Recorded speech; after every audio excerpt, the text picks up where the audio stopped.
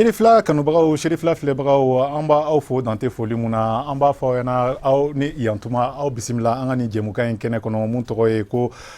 sans langue de bois a bamanankan na an bɛ se k'a fɔ tagasegin tɛ kuma mun na aw dan kana an ka ni jɛmukan in kɛnɛ kɔnɔ ayiwa bi an bɛna kuma Moti mara de kan kosɛbɛ barisabu ka d'a kan an y'a jateminɛ k'a fɔ ko an ka gouvernement ɲɛmaa n'o ye Dr Bubu Sise ye ale ye taama kɛ Moti mara kɔnɔ fo siɲɛ saba donc an bɛna an ye wele bila an ka maa dɔw ma walasa u kana u da don a kuma la an bɛna a fɛsɛfɛsɛ k'a dɔn k'a fɔ n'o y'a sɔrɔ nin taama in n'o y'a sɔrɔ a ye nɔ bɔ an ye wele bila an ka musolakaw dɔw ma ni ale ye madame Jalo Aissata Touré ye ale ye ɲɛmaa ye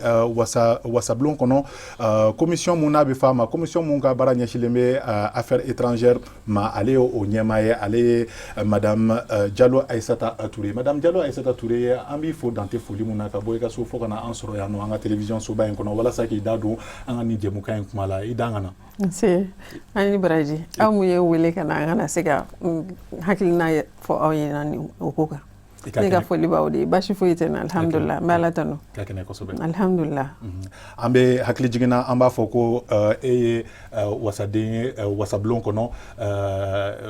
Yuwaru mara kɔnɔ o tɛ wa. O don. Voilà i sugandira Yuwaru mara kɔnɔ. Awɔ n sugandira Yuwarukaw fɛ. Yuwarukaw bɛɛ ka kɛnɛ. Basi foyi t'u la. Alhamdulillah i bisimila an ka ni jɛmukan in kɛnɛ kɔnɔ n'o bɔra yen nɔ an b'an ɲɛsin mɔgɔ wɛrɛ ma ale aw b'ale dɔn barisabu ka d'a kan a bɛ deli ka na an ka jɛmukan in kɔnɔna la ale ye école karamɔgɔ ye bɛɛ k'a ma ko professeur Mamadi Sisoko i bisimila an ka ni jɛmukan in kɛnɛ kɔnɔ. Sa an cɛ ni baraji. I ka kɛnɛ. Hɛrɛ dɔrɔn. An b'i fana fo dante foli mun na a b'i sigiyɔrɔ fo kana an sɔrɔ yan nɔ an ka ni télévision soba in kɔnɔ walasa k'i da don an ka ni jɛmukan in kɛnɛ kumaw la. O ye jagoya de jagoya de don ni jamana bɛ nin cogo la jagoya de don bɛɛ ka kan ka nin hakililata fɔ ka ɲɔgɔn sɔn hakili la. I ni ce i ni baraji n'o bɔra yan nɔ an b'an ɲɛsin an ka mɔgɔ sabanan ma sa ale bɛ denmisɛnninlakaw jɔyɔrɔ fa nin jɛmukan in kɛnɛ kɔnɔ ni bɛɛ bɛ CNJ dɔn CNJ n'an k'a ma nanzarakan na Conseil national de la jeunesse ye ale y'o ɲɛmaa danga ye vice président ale tɔgɔ ko Ibrahim Mahaman i ka kɛnɛ kosɛbɛ i bisimila an ka nin jɛmukan in kɛnɛ kɔnɔ i ka kɛnɛ kosɛbɛ alhamdulillah n'o bɔra yen nɔ an ka mɔgɔ naaninan ale fana tɛ maa dogolen ye barisabu ka d'a kan o delila k'a fana ye an ka nin jabaranin kan ni jɛmukan kelen kɛnɛ kɔnɔ ale tɔgɔ de ko Almujin Samaseku bɛɛ k'a ma ko Mama ale bɛ jɛkulu dɔ ɲɛmaaya la ni u k'a ma nanzarakan na ko Sauvons la région de Mopti Monsieur Samaseku i dan ka na. I ka kɛnɛ kosɛbɛ alhamdulillah Sauvons la région de Mopti o y'aw ka jɛkulu tɔgɔ ye. Ni ce aw ka baara la jamana bɛ nin cogoya la a bɛ fɔ ni bɛɛ k'i seko kɛ i bɛ se dugawu la i bɛ dugawu kɛ n'i bɛ se sensibilisation la i b'o kɛ n'i bɛ se seli la i b'o kɛ en tout cas n'i bɛ se k'a kɛ cogo min na pour que jamana ka basigi aw ka télévision so vraiment aw cɛsirilen don nin ko in na kosɛbɛ an Moptikaw kɔni b'aw fo dante foli mun na continuer ka sensibilisation kɛ pour que hɛrɛ ka se ka na dugu kɔnɔ quoi. N'Ala sɔnna n'Ala ni kira ka jɛ ye ayiwa komi n y'a fɔ aw ɲɛna kɔrɔfɔ daminɛ la an bɛna kuma fɛn mun kan bi bi na o y'an bɛɛ jɔrɔna ko ye barisabu ka d'a kan fɛn mun bɛ ka kɛ Moti mara kɔnɔ a dogolen tɛ maa si la tɔɔrɔ bɛ mɔgɔw kan fagali juguw bɛ ka kɛ bingani juguw bɛ ka kɛ an dun y'a jateminɛ k'a fɔ ko gouvernement ɲɛmaa mɔgɔ kura mun sigira nin y'a kalo 6 ye sa n'ale ye Dr Bubu Sise ale ye tagama bɔɲɔgɔnko 3 ɲɔgɔnna kɛ Moti mara kɔnɔ an bɛna a dɔn de n'o y'a sɔrɔ ale ka taama ninnu madamu u ye nɔbɔ walima u bɛ ka nɔbɔ wa. Ayiwa ka o ɲininkali diyara n ye yanni nin premier ministre Bubu Sise Dr Bubu Sise ka sigi Sumeli Bube Mayiga de tun bɛ yen ala y'a kɛ tagali in ka jigin ka taa mɔgɔw lakumaya u sigi da la n'o ye Mopti mara kɔnɔna ye ka daminɛ na ni Sumeli Bube Mayiga ye an y'a jateminɛ k'a fɔ tuma o tuma n'u bɛ bɔ wasaden minnu bɛ yen n'o bɛ sigida min na n'u bɛ t'o sigida min na u n'o wasaden bɛ taa ɲɔgɔn fɛ ne kɔni ala ye ne kunna diya ne n'u taara ɲɔgɔn fɛ siɲɛ 2 ne ni Sumeli Bube taara ɲɔgɔn fɛ Yuwaru ne ni Bubu Sise fana taara ɲɔgɔn fɛ Yuwaru n'a ye falen nɔ k'o la ne kɔni bolo a ye jama hakili sigi ka taa cogo di sabi anw ye cidenw ye anw bɛna n'u ka kumakanw ye wasabulon na yan nɔ mais n'u yɛrɛ y'a jateminɛ k'a fɔ ko fanga bɛ wuli ka taa f'u sɛgɛrɛ k'u kumakanw lamɛn k'u haminankow ta ne hakili la o bɛ sigida mɔgɔw yɛrɛ hakili sigi donc tagali ne bolo hali k'a dan o yɛrɛ kelen ma o ye belebeleba ye sabi yɔrɔ dɔw bɛ yen nɔ n'i y'a jateminɛ u sigi ni sisan cɛ u ma deli ka ni faama nasugu sɔrɔ ka jamana kɔnɔna na u ka sigida la mais nin bɔli ninnu y'a kɛ u sera yɔrɔ la jama tun hakili tɛ k'a fɔ ko gouvernement hakili b'u la yɔrɔ min na olu taara yen nɔ ka t'u sen n'o ye n'u taara fana u b'u sigi ka lamɛnni kɛ lamɛnni degun minnu bɛ yen nɔ n'u bɛ ɲɛfɔ mɔgɔw ɲɛna minnu bɛ se ka fura sɔrɔ yɔrɔnin na u b'a lajɛ ni fura min bɛ se ka f'u la u b'o fɔ ni minnu tɛ se ka fura sɔrɔ f'u ka na u b'a lajɛ n'u nana a ka ca ala fɛ fɛn caman bɛ yen a degun bɛ se ka b'u kan u bɛ dɛmɛ a la u b'a dɔn k'a fɔ ko mɔgɔ jan b'u la mɔgɔw kɔfilɛ o la ne hakili la hali k'a da o jigisigi kelen ma an bɛ se k'a fɔ ko tagali nafa b'a la. Ayiwa e ka kɔrɔfɔ in faamuyana sa an bɛna kuma di an ka professeur kɛ ma mun ye Sisoko ye Sisoko n'i y'a jateminɛ Dr Bubu Sise a taara Moti mara kɔnɔ siɲɛ 3 siɲɛ fɔlɔ o kɛra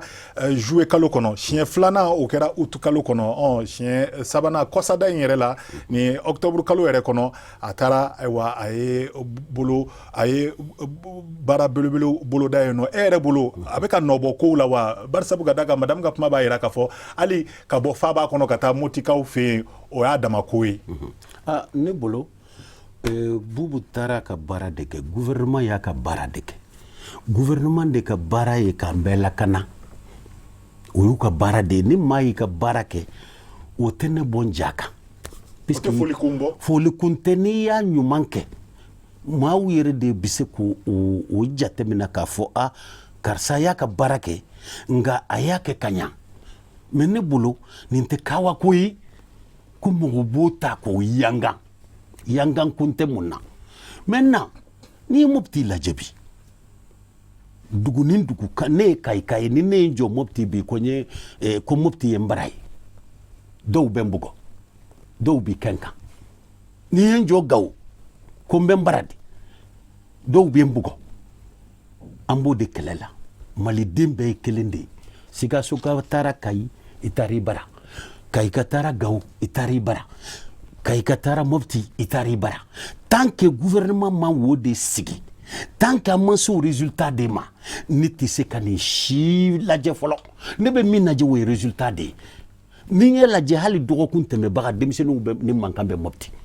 duguw bɛ jenina Mopti mɔgɔw bɛ sala Mopti. An da bɛna se olu bɛɛ de ma. Bon n'a fɔra sisan ko ne ka wuli k'an jɔ ko tagali ɲana wala a ma ɲa alors que Mopti région tasuma de b'a la ne tɛ se k'o fɔ ne bɛ min fɔ tagali ko tɛ dɛ u ka kan ka fɛɛrɛw de da ɲɔgɔn kan hali bi fɛɛrɛ min bɛ na ni lafiya ye jamana kɔnɔ fɛɛrɛ min bɛ na ni lafiya ye Moptikaw ma o fɛɛrɛ n'u bɔra don o don k'a fɔ u ka se k'i déplacer librement u ka duguw la u tun bɛ cogo min u ka to tan o tuma de ne bɛ se ka kuma mais a bilama ne tɛ kawa. Sisoko kɛ ne bolo fɛɛrɛ ninnu de bɛ ka ɲɛɲini o barisabu ka da kan fɔlɔ an tun b'a fɔ ko siya kɛlɛ bɛ Moti mara kɔnɔ nka sisan nɔ an kɛlen bɛ k'a jateminɛ k'a fɔ siya dɔgɔnɔw ni filaw tɛ ka ɲɔgɔn faa tuguni dɔgɔnɔw ni filaw de wolola ɲɔgɔn kan. maa bɛ se ka i jigi d'a kan k'a fɔ k'a ka tagama in kɔni n'a kun y'a sigi k'a bolo d'a sen kan fana k'a ma taa kuma wɛrɛ fana kun na fɔ o kɔfɛ. A balila wa hali sini dugu dɔw bɛ yen dɔgɔnɔw ni filaw u ma sigi alors que ninnu de wolola ɲɔgɔn kan ka furu ɲɔgɔn ma ka denw sɔrɔ n'i y'a ye bi u bɛ ɲɔgɔn na bi mɔgɔ si tɛ a kɛlɛ bɔra nord de la nord kɛlɛ in de bi kolonkolon na hali bi ka n'a don an cɛ non seulement u bɛ don an cɛ u bɛ don na communautéw cɛ k'u fara sinon Mali t'o dɔn anw ye danbew de ye an sigilen don an bɛɛ kelen a furu ɲɔgɔnma de y'an ye danbe de b'an cɛ fɛn bɛɛ b'an cɛ mais n'i y'a ye bi nin bɛ kɛla a bɛɛ ye kɛlɛ kelen in de ye alors gouvernement ka baara ka kan ka k'o de ye donc tant que o kɛlɛ bɛ Mopti ne tɛ se ka fɛn fɔ. An bɛ kuma di maa wɛrɛ ma mun ye Ibrahim Mahamani ye Ibrahim Mahamani ne ko e ka hakilinata ni professeur Sisoko ka hakilinataw ye kelen ye wa n'i ye jateminɛ kɛ ale bɛ k'a fɔ de k'a fɔ jamana gouvernement ɲɛmaa ka nin tagama halisa a tɛ ka nɔ bɔ a ka baara de don a kan ka a wajibiyalen don a k'a kɛ de. Awɔ n cɛ ni question ni ɲininkali la an bɛ barika da Sherifla TV opportunité mun d'an ma an ka se ka na an sigi ka kuma an ka jamana ko kan en réalité professeur ye mun fɔ a ye fɛn dɔ fɔ tiɲɛ don a ko ni premier ministre wulila yan ka taa Mopti région na a taara a ka ci a kan k'o kɛ parce que a sigir'o de kama premier ministre kan ka taa Mopti dɔrɔn tɛ dɛ Mali fan bɛɛ donc n'a y'o kɛ a y'a ka baara de kɛ donc a ko ni mɔgɔ y'i ka baara kɛ ale tɛ se k'o tigi remercier mais en réalité Boubou ye baara mun daminɛ madame y'a fɔ ni baara in a bɛ sen na depuis premier ministre dɔ in tun bɛ yan Soumaïla Boubou Maïga i b'a ka wuli ka taa Mopti région na ka taa ka taa fɛɛrɛ tigɛ ka taa fɛɛrɛ solution ɲini pour que Mopti région bɛ problème mun na o ka se ka bɔ a la donc o démarche ninnu kɔnɔ fɛn dɔw kɔni sɔrɔla fɛn dɔw kɔni kɛra mun bɛ ye mun ka ɲi c'est-à-dire DDR spécial mun dayɛlɛla o camp de Sufurulayi pour que maramafɛn bɛ minnu bolo pour que u ka se ka na n'u ka marifa ye yen donc n'u mɔgɔ bɛ u b'u ta k'u insérer ka baara k'u don baaraw la pour que u kana sigi ten parce que mɔgɔw hakili la bɛɛ hakili la baaratanya de y'a kɛ dɔw ye marifa ta donc o ye fɛn ye mun bɛ se ka mɔgɔ caman bɔ bandiya la parce que u b'a fɔ ko baara de bɛ sɔrɔ a la parce que n'i y'a ta k'a lajɛ Kande Sufurulayi yɛrɛ pendant l'occupation en 2012 groupe d'autodéfense caman de tun bɛ yen groupe d'autodéfense caman de tun bɛ yen donc a groupe d'autodéfense ninnu a caman ba i b'u ta sisan u m'u ta armée la DDR mun fɔra a mɛnna o ma kɛ donc a caman ba parce que fɛɛrɛ ɲuman de don parce que a caman ba bɛ peut-être marifaw b'u bolo u bɛ kungo kɔnɔna la u t'a dɔn ni marifa mɔgɔw min tɛ foyi dɔn ni marifa tɛ a kɔni a b'a essayer ka marifa in utiliser ka fɛn dɔw sɔrɔ peut-être ni DDR nin bɛ se k'a kɛ mɔgɔ caman bɛ bɔ terroriste vagabond ninnu na u bɛna camp de Sufurulayi pour que et puis n bɛ terminer ni i ye kuma dɔw fɔ i ka kuma na k'a fɔ ko siya kɛlɛ in mun bɛ sen na dɔgɔnɔw ni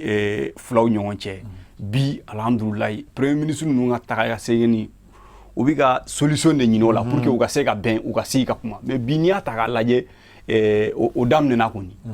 ne hakili la fɔlɔ a bɛ fɔ de ko fulaw ni kadɔw bɛ ɲɔgɔn na mais sisan kumaw la communication na a tɛ fɔ bilen o ba bɛ ka sigi voilà o ba bɛ ka sigi ne kɔni fɛ n'ala sɔnna an bɛ kuma di an ka kamalen fana ma sa n'ale ye Mama Samaseku ye ayiwa ale bɛ plateforme kunna sa n'an ka ma nazarakan na ko sauvons la région de Mopti ne ko e jɛra n'a ye wa professeur bɛ ka mun fɔ ni Ibrahim bɛ ka mun fɔ k'a fɔ premier ministre ma dɔwɛrɛ kɛ dɛ a kan ka mun kɛ a y'o de kɛ oui a kan ka mun kɛ a y'o de kɛ mais mɔgɔ fana bɛɛ ta ka baara fana kɛ ni mɔgɔ ye ko ɲuman kɛ a bɛ fɔ yɛrɛ de en tout cas an ka tabiya la ni mɔgɔ ye ko ɲuman kɛ premier ministre ka voyage ninnu tiɲɛ yɛrɛ la a ka fisa yɛrɛ de hali de fait que ani population bɛ ɲɔgɔn ye sinon ni premier ministre tun sigira a ma taa yɔrɔ si ko wɛrɛ tun bɛ fɔ ko in na mun tɛ nin bɛɛ ye voyage ninnu a ka fisa mais dɔ bɛ se ka fara a kan a bɛ se ka dilan ka ɲɛ parce que Mopti bɛ yɔrɔ min na sisan premier ministre ka taa visite la dɔrɔn hali président de la république taalen Ogosagu a k'a b'a kɔ don waati min na dɔ bɛ a ka du bɛɛ sara a kelen tora a k'a b'a kɔ don waati min na a ye muso tɔ ni den fitinin tɔw k'u ka président ɲininka ni président seginna Bamako olu bɛ kɛ cogo di parce que militaires nana ka yɔrɔ bɛɛ minɛ ka yɔrɔ bɛɛ sécuriser parce que président bɛ yen donc ale bolo ni président seginna a b'a imaginer déjà ni président seginna olu bɛ kɛ cogo di donc premier ministre ka visite ninnu vraiment a ka ɲi réseau ma kosɛbɛ a bɛ se ka kɔni mais a bɛ se ka améliorer et puis u ye plan plan de sécurisation des régions intégrées di nɔ o visite ninnu senfɛ u y'olu fɛnw sigi sen na mais tiɲɛ yɛrɛ la hali sisan résultat mun an bɛ mun kɔnɔna yɛrɛ an ma se o yɔrɔ ma fɔlɔ vraiment an bɛ sécurité de kɔnɔ lankana de kɔnɔ lankana ma se ka na an ye Moptikaw de ye an fana lankana kan k'an man ka impôt de sara an b'an ka Moptika bɛɛ bɛ impôt sara donc lankana ka kan an kan ka lankana kan ka na Mopti mais hali sisan lankana dɛsɛlen bɛ ka na Mopti e yɛrɛ b'a dɔn ni Mopti fɔra dɔrɔn c'est 120 maa kɛmɛ ni maa miliyɔn kɛmɛ ni maa bon 120 000 déplacés ani à peu près ani écoleso bɛɛ fermelen don imagine tɔ yɔrɔ min na mɔgɔw ye san 7 kɛ den o den kun bɛ san 5 la bɛɛ taara san 12 la ka sɔrɔ ma taa école la donc fana filɛ ka se école ta ma ma taa école la a zone bɛɛ la imagine tɔ n'i ka mɔgɔ denmisɛnninw tɛ se ka taa u tɛ kuranɛ kalan kɛ u tɛ école kalan kɛ mais o fɛn ko jugu de ye dugu la o donc premier ministre ka visite na vraiment anw yɛrɛ delila ka document dɔ dilan k'a di premier ministre kɔrɔlen ma k'a fɔ a ye n'i bɛ fɛ i ka visite ninnu ni fɛn ninnu ka améliorer o premier ministre kɔrɔlen voilà ko a ye to ye promesse ta k'an n'an bɛ sigi ka kuma k'o document lawaleya mais a bɔlen ministeriya la bɛɛ bɛ Mali fɛnw dɔn ni ministre kura nana apparemment an ye mun faamuya o ye ne ka faamuyali dɛ ministre kura nana bon tɔrɔlen mun tun bɛ yen nɔ a ma a fɛngɛ an bɛ ka audience yɛrɛ ɲini an tɛ k'a sɔrɔ donc a ko ne bɛ taa mais anw minnu ye Mopti ka jeunes ye Bamako ye an bɛ ka audience ɲini cogo bɛɛ mais jusqu'à là an tɛ ka audience sɔrɔ pour que an fana ka ɲɔgɔn ye parce que dugu ko bɛɛ de bɔ fan dɔ fɛ k'i ta fɔ pour que dugu ka se ka basigi. O faamuyala madame Diallo Aissata Touré ne ko gouvernement ɲɛma Boubou Cissé ka nin taama ninnu hali k'a dan kuma ɲɔgɔnya bɛ ka basigi jamanadenw ni ɲɔgɔn cɛ Motikaw yɛrɛ ni ɲɔgɔn cɛ o bɛɛ tɛ fɛɛrɛ ye mun bɛ se k'a kɛ lakana bɛ tila ka na sabati Moti kɔnɔ fo bɛɛ bɛ ɲɛbɔ a fɛ wa. Ayiwa Samasigu y'a fɔ a ka kuma la sisan nɔ tagali nafa dɔw ye mɔgɔw b'a premier ministre ye u n'a bɛ se ka kuma lakana sabatili ni ko ko i ye yiri turu don min na k'i ka a den dun o don o ka gɛlɛ baara bɛ boloda de dɔɔni dɔɔni fo don dɔ la a tɔnɔ i k'a dafalen ye an y'a fɔ cogo min na wagati min na tagali ninnu bɛ daminɛ ani sisan cɛ an bɛ barika da Ala ye kow falenna dɔɔni falen kɛra sabi min misaliya kelen di an taara jɛnɛ ɲɔgɔn fɛ jɛnɛ yen nɔ Ala y'a kɛ jɛkulu dɔw bɛ yen minnu tun ye donsow ka jɛkulu ye ani filaw ka jɛkulu minnu tun tɛ bɛn hali dɔɔni fu tun kɛn bɛ ka siraw tigɛ ɲɔgɔn na ka sigi daw tigɛ ɲɔgɔn na mais Ala ni premier ministre ka bɔli ka taa o yɔrɔ la cɛsiri a n'a kɛrɛfɛmɔgɔw a nana kɛ olu donsokulu ni filakulu ninnu u y'u ka mɔgɔw bila dɔw bɛɛ tun bɛ salle kɔnɔ u nana bolo don daba la bɛɛ ɲɛna ka mɔgɔw serentiya k'a fɔ bi ni bi bɔra la bɛɛ b'u ni ɲɔgɔn cɛ u bɛ ɲɔgɔn faamuya kɛlɛ tɛ yen bilen hali k'a dan o yɛrɛ ma tagali nafa b'a la mais n'a k'a fɔ ko mɔgɔ tɛ foyi ka baara la i n'i ka baara kɛ ka ɲɛ i bɛ fo dɛ ni mɔgɔ dɔw don i bɛ se k'a fɔ n sigilen don n bɛ n ka bureau kɔnɔ n bɛ stratégie di n b'a fɔ ministre ka nin kɛ n b'a fɔ ministre ka nin kɛ i bɛ to i sigiyɔrɔ la mais ni a yɛrɛ y'a sen bɔ a kɔnɔkɔrɔ an y'a ye wagati min dar'o kan Bulkesini Mondoro kɛlen an da bɛna maga a la kosɛbɛ tagalen ɲɛfɛ ministre de la défense de ma ka duloki don a kana ka jigin terrain kan n'a sɔrɔ ɲɔgɔn lajɛ tɛ k'a fɔ an bɛ ɲɔgɔn faamuya karisa kan ka an ka baara kɛ k'a kɛ ka ɲɛ est-ce que an tun bɛ taa o yɔrɔ la bi donc fo an k'a lajɛ k'a fɔ premier ministre b'a ka baara kɛ dɛ mais anw fana mun bɛ mɔgɔ b'i ka i bɛ hakɛ min na comme tubabu b'a fɔ cogo min na chacun à son niveau bɛɛ k'a lajɛ k'a niyɔrɔ kɛ wasa an bɛ tɔnɔ min nɔfɛ an ka se k'o tɔnɔ sɔrɔ n'o ye lakana ye n'o ye basigi ye bɛɛ de kan k'a niyɔrɔ kɛ o tɛ denmisɛnnin ye o tɛ maakɔrɔba ye o tɛ député ye o tɛ professeur ye o tɛ journaliste ye bɛɛ kan k'i ka hakɛ kɛ wasa an bɛ laɲini mun kɔ an ka se k'o laɲini sɔrɔ ne kɔni bolo e yɛrɛ fɛ sa o an da magara gouvernement ɲɛmaa kɔrɔ mun ye Sumailu Bube Mayiga ye Sumailu Bube ye baara minnu daminɛ o ne ko Bubu bɛ ka tɛmɛ a la wa barisa mɔgɔw ko ayiwa Sumailu sigilen Moti foyi ma yɛlɛma Moti ko la ale taara sa Bubu bilala ale nɔ la o ko kelen o kuma kelen ninnu bɛ sen na halisa n bɛ k'o de fɔ n'i bɛ danni kɛ don min na i tɛ tɔnɔ dun o don o faamuyana gouvernement ye fɛn min ye ɲɔgɔn dafa de don ka taa ni ministre ni nana ka baara boloda n'o taara ni ministre wɛrɛ nana ministère tɛ taa kura ye tuguni k'a fɔ ko baara minnu bɛ sen na olu de bɛ taa sen fɛ donc an bɛ yɔrɔ min na bi na danni mun kɛra Sumailu Bube fɛ an bɛ se k'a fɔ a tɔnɔ bɛ ka bɔ Bubu bɛ ka dɔ fara a kan tɔnɔ yeli ka nɔgɔ sisan ka tɛmɛ wagati min na peut-être Sumailu Bube kun bɛ yen nka an kɔni ɲɛ bɛ mun na bi na Ala ni tiɲɛ na ko bɛ ka taa bolo min kan a bɛ mɔgɔw bunanfa dɔɔni mais hali bi cɛsiri kan ka kɛ hali bi dɔ kan ka fara cɛsiri kan wasa an bɛ mun ɲini an ka se k'o sɔrɔ professeur Sisoko mun de tora mun kan ka kɛ maliyɛn mago bɛ mun na an bɛ don mun na ko bi lakana ka sabati halisa ani bɛn ka kɛ an mago b'o de la mun de bɛ k'o ko jɛ tout simplement parce que gouvernement ye mesure fɛn o fɛn ta pour le moment ça n'a pas produit d'effet a ma produit a ma ɲa a ma objectif atteint olu bɛ min fɔ la a ye nin kɛ ta a ye tagaɲa 3 kɛ a ye tagaɲa 4 kɛ a kun ye mun ye a kun tɛ bɛn ɲɛ wa bi Mopti bɛ tasuma rɔ Gao bɛ Nord bɛ tasuma rɔ kɛlɛ bi sɛnsɛn na hali kunasi ni denmisɛnninw bɔra marche la dugu in na an da bɛna maga o fana la donc c'est pour vous dire que kɛnɛ kɔnɔ a ye cɛ to a k'a ka baara kɛ foli tuma bɛ na an man se o yɔrɔ ma n'an sera o yɔrɔ ma Moptikaw yɛrɛ bɛ bɛɛ kɔn o la mais sɛgɛn min bɛ Mopti bi ni gouvernement m'a bolo faraw yɛlɛmɛ a ma se ka bɛn parce que u bɛ fɛɛrɛ o fɛɛrɛ la sa bɛnnen tɛ sécurité bɛ dɔ bolo défense bɛ dɔ wɛrɛ bolo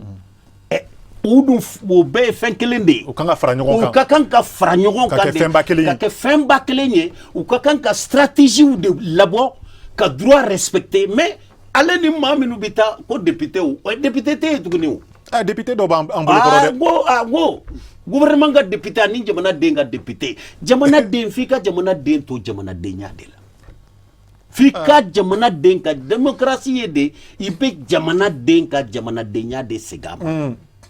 jamanaden de ta ye nin fɛn o fɛn bɛ yan bi ala ni jamanadenw n'i ɲinana jamanaden kɔ i bɛ mesure o mesure ta bɛɛ bɛ taa fu la ka kɛ député ye jamanaden ma ɲininka ne t'o wele député o ye gouvernement ka député ye bon ni jamanadenw y'olu ye déjà an balimamuso bɛ yan nɔ ale na se ka kuma n'u y'olu ye non kuma in tɛ n balimamuso nɔfɛ o kuma in bɛ système de nɔfɛ bari sabu ka da kan ale ye wasaden ye n'a bɛ système ko dɔn ne se ko t'o la système jumɛn système min bɛ sen na ni fanga bɛ ban décret bɛ ta ko i kɛra député ye i kɛra maire ye i kɛra conseiller ye ne hakili la o ye jamana taabolo de ye an bɛ cogo mun na an bɛ gɛlɛya mun kɔnɔ o de nana wolo o kɔnɔ nka an bɛ kuma di an balimamuso yɛrɛ ma ayi n bɛ min f'i ye gɛlɛya in bɔra yen de parce que jamanadenw jɔr'u yɛrɛ ma i bɛ maa ta k'a k'a ka représentant ye a da t'a la a sen t'a la min ka d'a ye fana a b'a kɛ diyagoya o bɛ coron jamanadenw kan problème bɛ yen de f'an k'o de yɛlɛmɛ. madame Touré professeur bɛ ka kuma mun fɔ ayiwa e bolo jamana in bɛ ka taa n'o taabolo de ye ne bolo bi wasaden tɛ yen nɔ an welela kan ka na lakana kuma de la maintenant n'a fɔra ko wasaden ko tɛ yen nɔ bilen ko gouvernement de ye anw cogi mɔgɔw kunna ne kɔni hakili la n'i taara yɔrɔkaw ɲininka bi lala o bɛ kuma wɛrɛ f'i ye mun tɛ o ye ne hakili la bi in na jamana bɛ dingɛ min kɔnɔ an kan ka jɔrɔ fɛn wɛrɛ la mun tɛ wasaden hali n'an ko bi n'an bɛ kalafili kɛ bi yɔrɔ dɔw bɛ yen jamana yɔrɔ dɔw bɛ yen mɔgɔ sen tɛna se k'a lasɔrɔ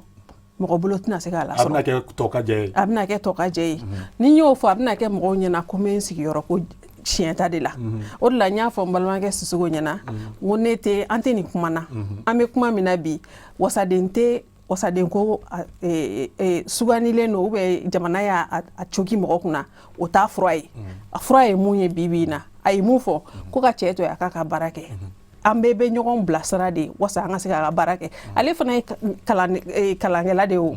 karamɔgɔ min don ekɔliso kɔrɔbaw karamɔgɔ don ale bɛ se ka denmisɛnninw hakili fo ni yɔrɔ caman a bɛ ka mun fɔ ko sariya kɔnɔna na sariya sira kan mun tɛ k'u lafujunɛ mun tɛ k'u ladimi k'u bila fanga na k'u bila wasadenw na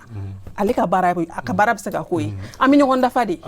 o de ye jamanajɔ ye Mama Samaseku ne ko e yɛrɛ bolo mun de kan ka kɛ aw yɛrɛ mun ye sifinw ye Moti mara kɔnɔ aw kɛlen bɛ ka wulikajɔ jumɛn de kɛ walasa basigi bɛ se ka na Moti mara kɔnɔ walasa basigi bɛ se ka na an ka jamanaba in yɛrɛ kɔnɔ mun ye Mali ye an bɛɛ mago b'o de la bi bi in na. Oui bon monsieur Diarra depuis crise in daminɛna Mopti jeunesse n'i y'an yɛrɛ plateforme sigi c'est que association de cercle tun bɛ yen cercle bɛɛ na association tun don donc an bɛ ɲɔgɔn sɔrɔ activité de sensibilisation na terrain na an b'a ye an bɛɛ bɛ ka activité kelenw kɛ an ko mais san'an k'o kɛ pourquoi an tɛ jɛkuluba kelen sigi an bɛɛ ka fara ɲɔgɔn kan pour que an ka activitéw kɛ parce que kɔnɔkuru jɛlen de bɛ bi fɔ o na ni plateforme yɛrɛ souvent la raison de Mopti sigili cercle bɛɛ Mopti Bayangara Bankas Jeni Douanza Koro Yuwaru Tɛnɛngu a bɛɛ mɔgɔ b'a kɔnɔna na a bɛɛ représentant mi plateforme nin kɔnɔna na plateforme sigikun kɛra o ye an ye sensibilisation kɛ sur le terrain an ye c'est-à-dire conférence kɛ Mopti an ye conférence kɛ Bamako yan an ye marche kɛ bref an ye fɛn caman kɛ an ni gouvernement yɛrɛ sigira ka kuma Sumale Bube ka gouvernement ministre yɛrɛ ani ministre mun sigira o kuma ministre Tambo mais hali sisan je crois que an bɛ se ka c'est-à-dire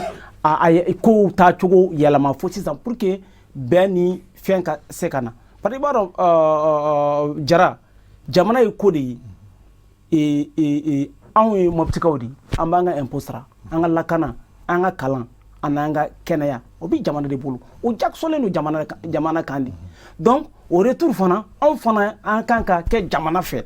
mais ni dɔ y'o jɛ lakana jɛ ou bien ka kalan jɛ ou bien ka furakɛli jɛ jamanadenw bi na ka bila jamana la u bi na ka ɲugu jamana la u tɛ kɛ jamana fɛ tuguni o de nani nin ye mun an b'a fɔ ma mal gouvernance ou si tu veux mauvaise gouvernance o de bɛ nani nin furuku ni fɛn caman ye terroristes nana don an kan u nana sɔrɔ Mopti mara kɔnɔna la jugement ni fɛn ninnu a tɛ ka kɛ ka ɲɛ a tɛ ka kɛ a ɲɛ ma anw yɛrɛ ni dɔw kumana u ka problème bɛɛ tun ye justice de n'u taara u b'u ka baganw feere u taa donc jugement tun tɛ ka kɛ ka ɲɛ bɛɛ b'u kalama Mopti mara kɔnɔna donc terroristes nana don n'u hakili ni ɲɔgɔn cɛ u ye dɔw récupérer o la o ye dɔ fara a kan kosɛbɛ donc an bɛ ko o ko la an b'a ɲini an ka jamana ɲɛbaaw fɛ vraiment au cas plan d'urgence sociale d'État spécifiquement pour Mopti. Sinon Mopti bɛna tila an na dɛ. O baara de bɛ sen na ne hakili la. O baara de bɛ sen na. Bari sabu ka d'a kan. Ni ko o baara bɛ sen na a bɛ ne étonné. Tu sais Mopti hali ONG minnu bɛ bɔ Bamako yan ka taa Mopti a bɛɛ mɔgɔ talen don fan wɛrɛ fɛ. Mopti ka den i b'a sɔrɔ sur 100 personnes dans une ONG la i b'a sɔrɔ kelen de b'a la ou bien fila de b'a la alors que bi bɛɛ b'a dɔn baara tɛ Mopti. Mopti ka den bɛɛ sigilen don. Mɔgɔ c'est-à-dire dumuni tɛ yen sɛnɛkɛlaw u ma se ka sɛnɛ kɛ bagangɛnnaw ma se ka bagan kɛ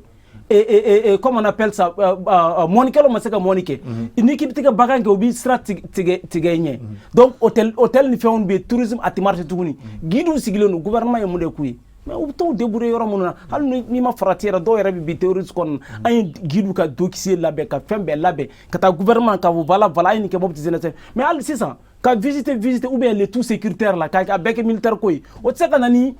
paix ye koyi fo baara de fana ka ɲini ka di Mopti jeunesse ma baara ni bon an b'a fɔ ka fɔ fana bɛ profiter ko antenne fɛ ka fɔ gouvernement ye vraiment Mali ɲɛmaaw ye ni ONG bɛ taa Mopti tiɲɛ yɛrɛ la bi Mopti ka gɛlɛn cogo min na u ka priorité di Mopti jeunesse ma pour le recrutement vraiment n'u m'o kɛ u ka Mopti jeunesse ta baara la n'u ma jeunesse ta baara la crise tɛ se ka ban cogo si la n'u ma emploi créer Mopti. Ibrahim Mahaman ne ko e mun bɛ ka sifinnakaw jɔyɔrɔ fa ni jɛmukan in kɛnɛ kɔnɔ aw sifinw bɛ se ka mun de kɛ barisa ale yɛrɛ fana bɛ sifinnakaw fɛ o mais ale bɛ jɛkulu kɔnɔ mun tɔgɔ ye ko sauvons la région de Mopti e yɛrɛ bolo fɛɛrɛ ni dabali jumɛn de kan ka tigɛ walasa an kana fɔ k'an b'an sigi ka jamana ɲɛmaaw dɔrɔn kɔnɔ olu ka se ka a bɛɛ ɲɛnabɔ aw yɛrɛ kɛlen bɛ ka baaraw jumɛn de bolo da walasa an bɛ se ka bɔ nin dingɛ in kɔnɔ.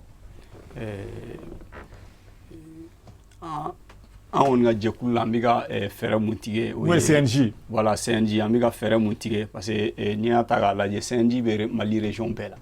Mopti CNJ bɛ Mali cercle bɛɛ la Mali commune bɛɛ CNJ bɛ donc an ka CNJ minnu conseil régional de la jeunesse o ye Mopti bureau ba ye jeunes ka bureau ba ye donc o bureau ba yɛrɛ u bɛ sensibilisation kɛ fɛn o fɛn bɛ ka kɛ pour que Mopti ka se ka bɔ ni degun in na ni crise kɔnɔ ou bien actes posés jour et nuit fɛn o fɛn mana kɛ gouvernement bɛ fɛn o fɛn kɛ tu vas trouver que le CNJ b'a ɲɛma premier ministre mana déplacer o déplacement kɛ ka taa Mopti yɔrɔ o yɔrɔ an'an ka président des jeunes régional de la jeunesse mun bɛ Mopti i b'a sɔrɔ a b'u ɲɛma donc c'est pour te dire que mon frère fana ye kuma minnu fɔ en réalité il faut créer de l'emploi pour les jeunes. Il faut vraiment créer de l'emploi parce qu'il faut occuper il faut occuper les jeunes. Et les jeunes qui sont voilà en réalité tu vois ni ayemu ni ONG mun ka taa Mopti tɔgɔ la ka taa Mopti population tɔgɔ la normalement ni mɔgɔw kan ka taa a kan ka kɛ Mopti kaw de mais ni mɔgɔw taara Bamako ka taa n'u ye Mopti a ye taa baara kɛ Mopti c'est-à-dire ça o bɛ Mopti baw empêcher a taara Mopti kaw tɔgɔ la mais Mopti kaw tɛ taa baara la minnu b'a baara la o ye yɔrɔ wɛrɛ kaw ye Bamako kaw ye u bɛɛ ye maliyɛnw ye mais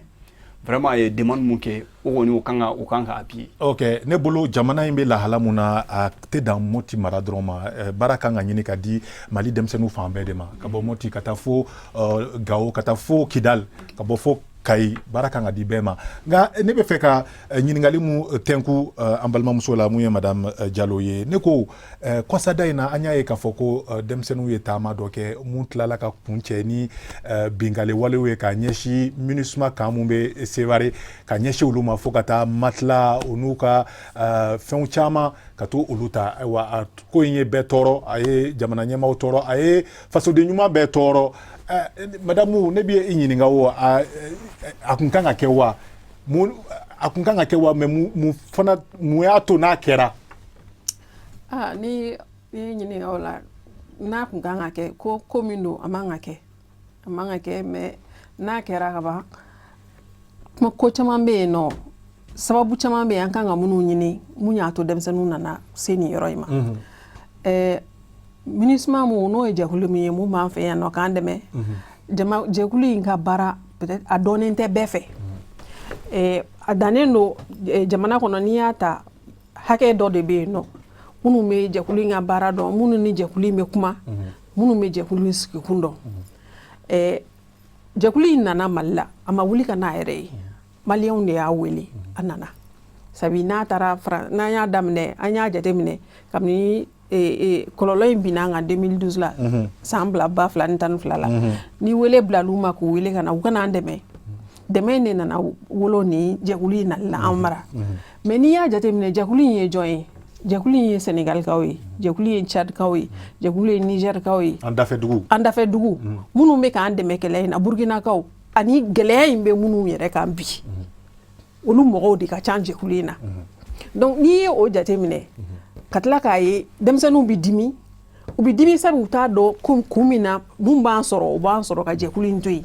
n'a bɛ fɔ ko jɛkulu in cogoya bɛɛ b'a bolo walasa a ka se k'a lakana n'an yɛrɛ ko n ka sigikun ye an lakanali ye mais n'i ma sigikun faamuya a ka gɛlɛn hakili bɛɛ tɛ se k'a faamuya k'a fɔ u bɛ yan nɔ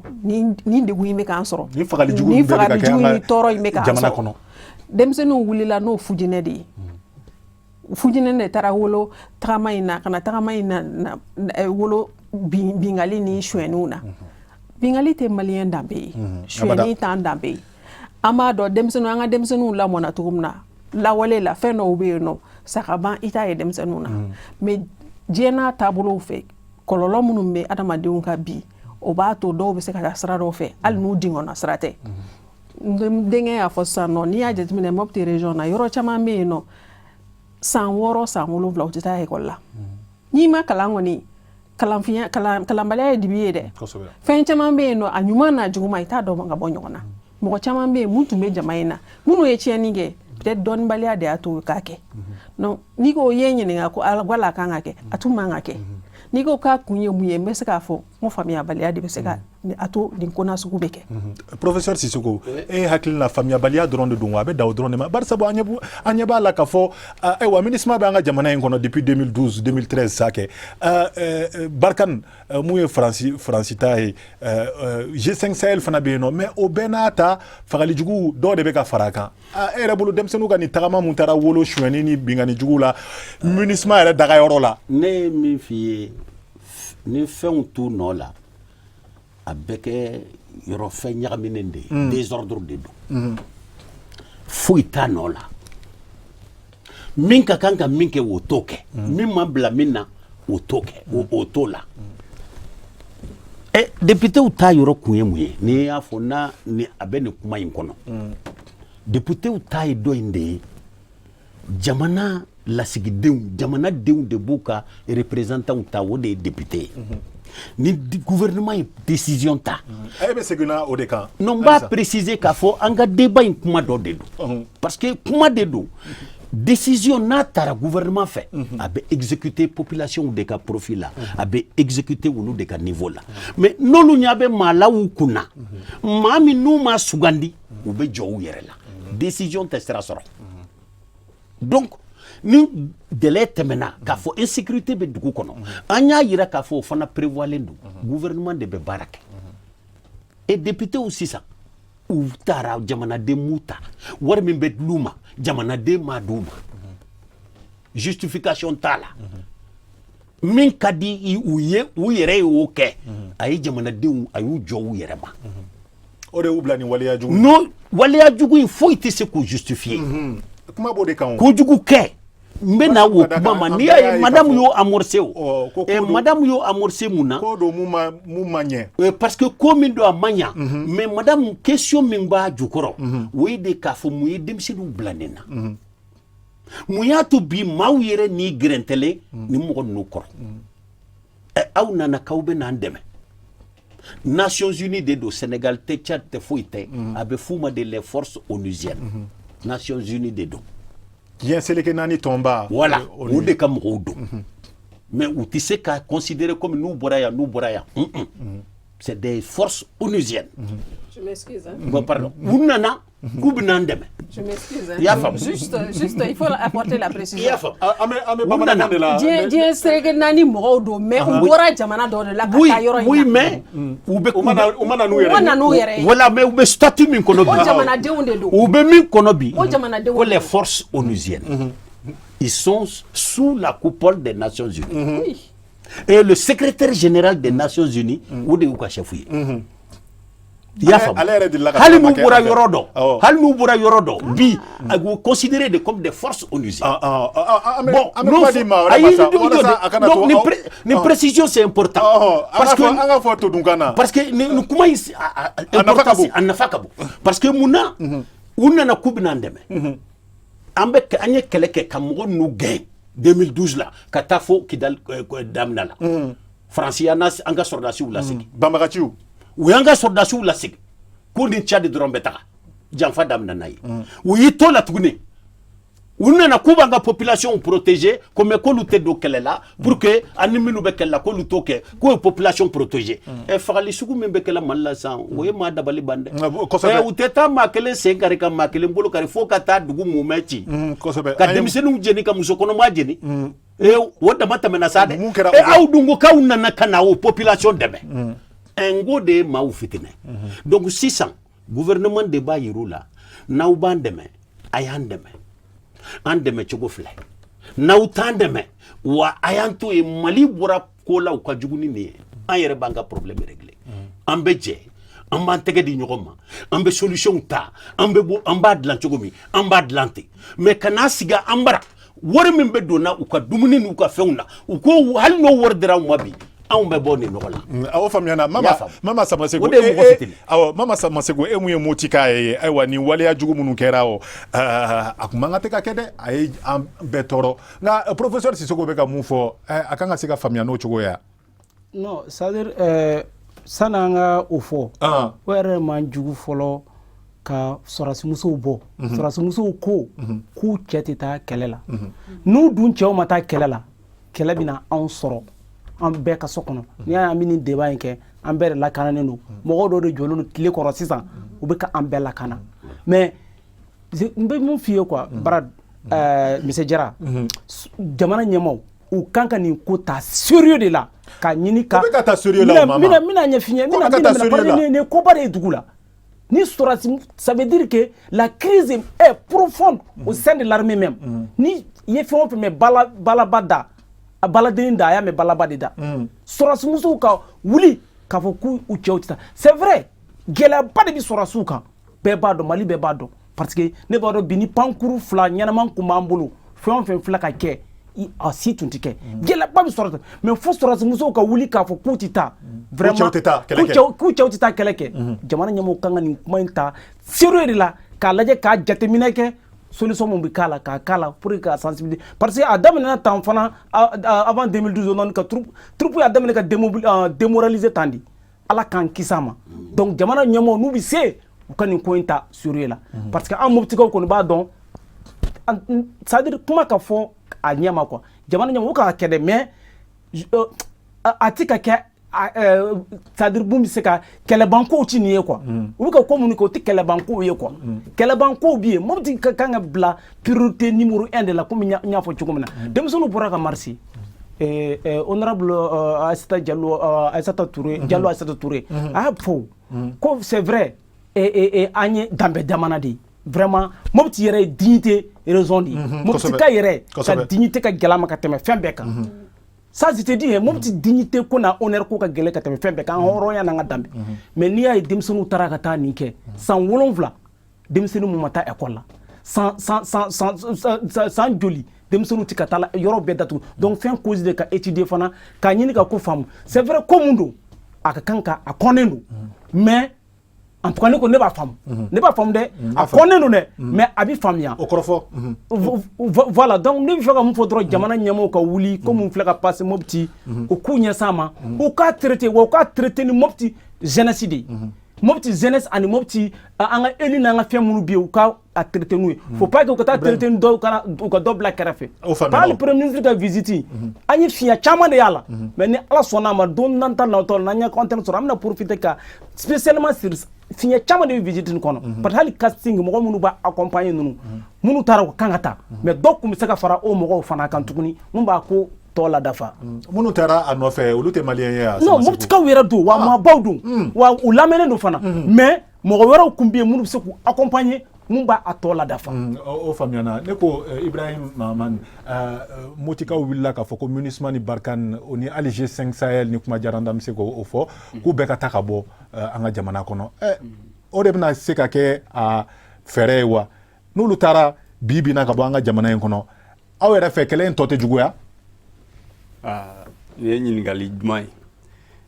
n'u taara est-ce que kɛlɛ in tɛna juguya ni Barkhane MINUSMA force onusienne ni Barkhane n'u taara yan'u ka na o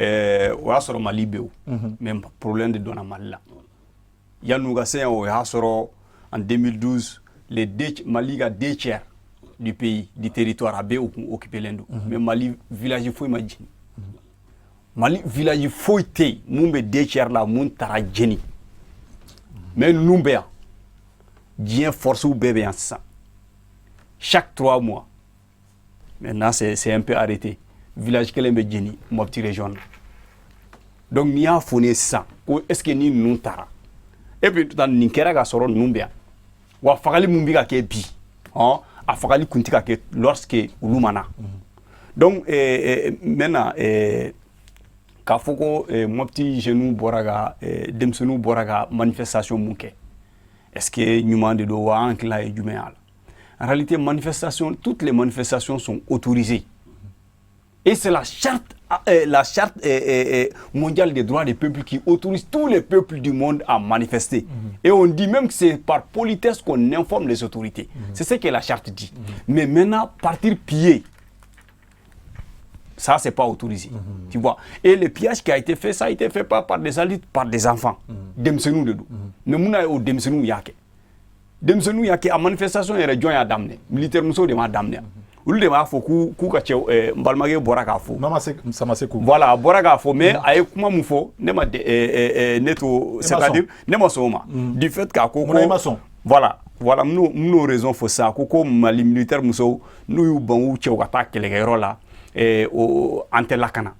en réalité a k'a ɲini k'a dɔn mun na u y'u ban u cɛw ka taa bulikɛsi minnu bɛ yen fɛnw tɛ dɛ bolikɛlaw tɛ dɛ siranbagaw tɛ dɛ cɛw c'est-à-dire cɛw de don c'était des bérets rouges qui étaient au camp de Boulkessi wa camp de Boulkessi tasuma minnu binna u kan chaque fois que un camp entier de l'armée malienne fɛn b'u surprend terroriste an ye minnu ye après que le camp détruira ka ban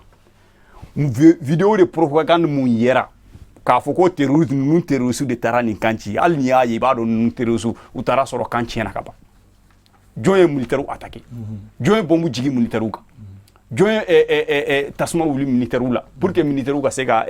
débandade kɛ pour que kan ka se ka tomber terroriste minnu yera marifa minnu kun b'u bolo mɔgɔ faga marifa tɛ zonzoni faga marifa de don donso marifa de don o tɛ se ka camp militaire fɛngɛ o tɛ se ka camp militaire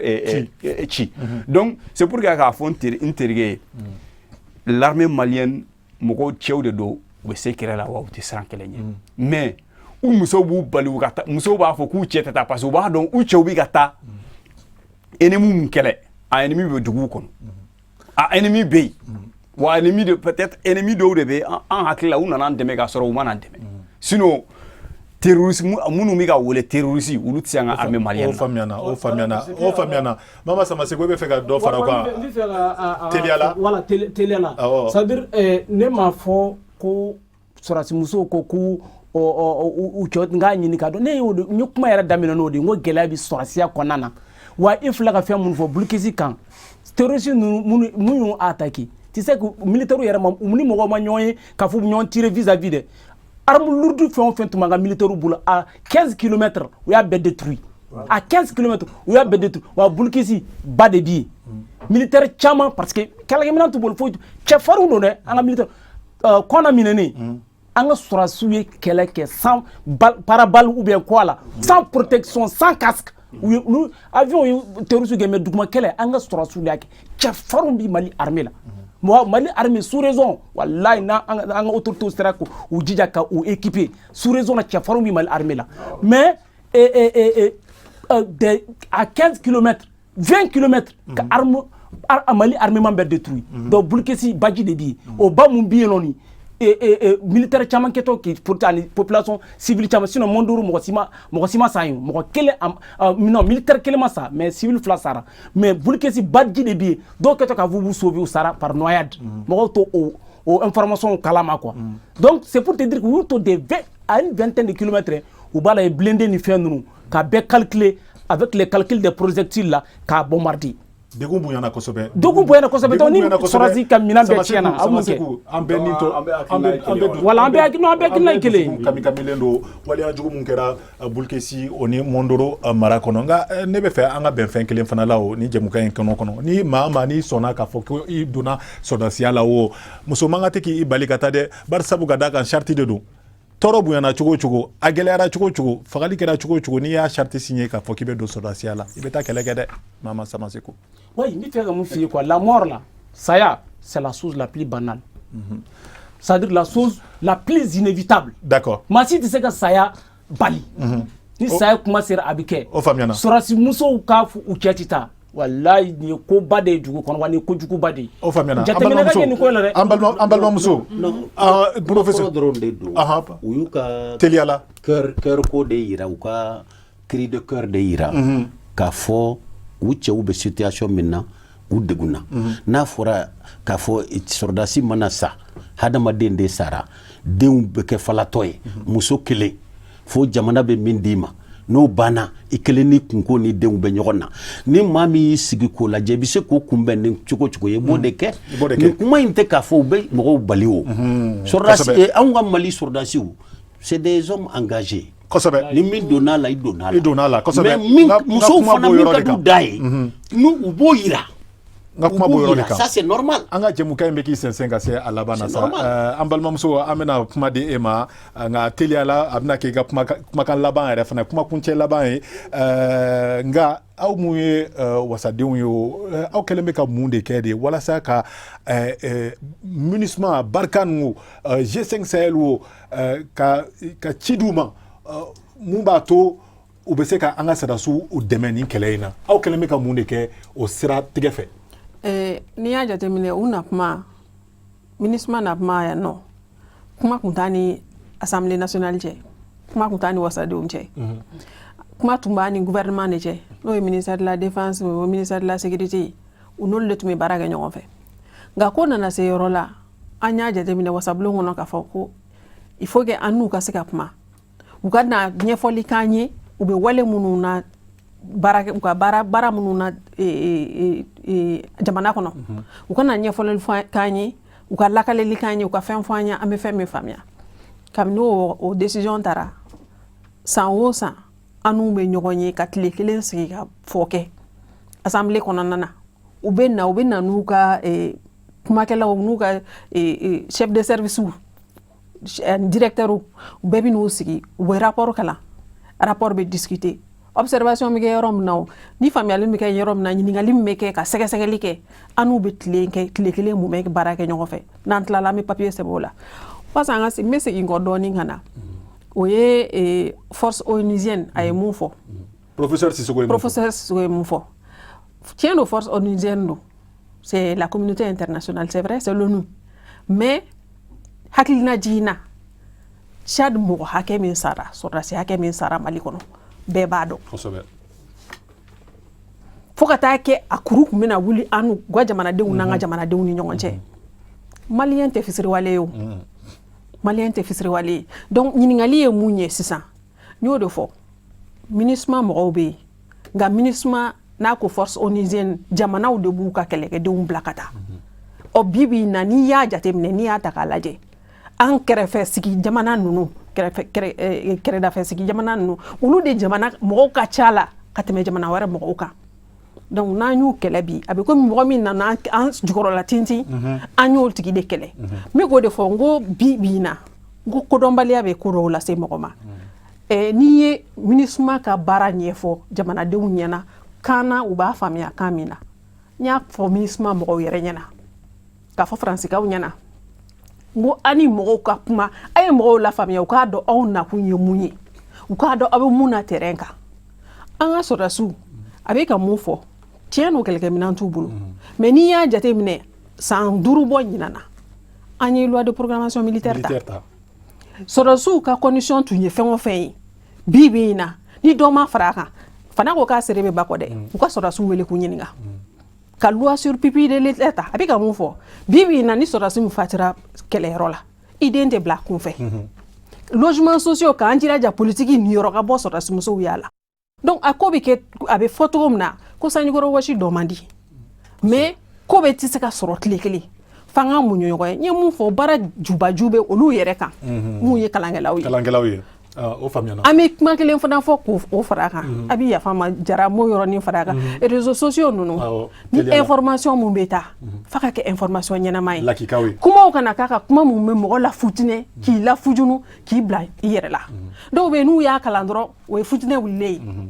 donc bi na vraiment Mali bɛ bolo min kan an k'an ka ɲɔgɔn dɛmɛ bɛɛ k'i ka baara k'a kɛcogo la ka ɲɔgɔn jigiyɔrɔma tintin sabati ni bɛn bɛ se ka na an ka jamana kɔnɔ cogo min na. I ni ce ni baraji i ka nin weleli jaabi la ayiwa monsieur Ibrahim Mahaman kumakuncɛ laban jumɛn de bɛ e bolo ka a ɲɛsin an ka limanaw ma fɛɛrɛ ni dabali jumɛn de kan ka tigɛ walasa nin fu ka siri nin bɛɛ la sisan an mago b'o de la. Voilà ne kuma laban mun bɛ ne fɛ o ye MINUSMA ka mandat ye